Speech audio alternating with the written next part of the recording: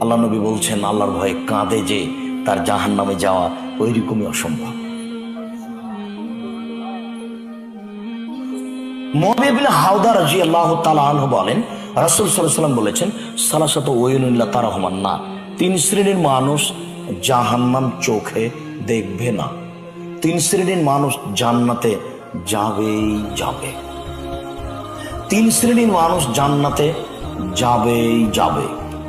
এক, বাকাত মিন খাশিয়াতিল্লাহ, ওই মানুষ যে আল্লাহর ভয়ে কাঁদে। দুই, হারাসাত ফি সাবিলিল্লাহ, ওই মানুষ যে আল্লাহ রাস্তায় পাহারা দেয়। তিন, গাজাতান মাহারিমিল্লাহ, ওই মানুষ যে অপর বেগানা নারীকে দেখে চক্ষু নিচু করে, অপর নারীকে দেখে চক্ষু নিচু করে।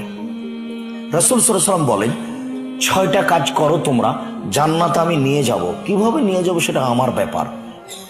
এক, কথা বললে সত্য কথা বলো। দুই, আমানত রাখা হলে সময় দিয়ে দাও। তিন,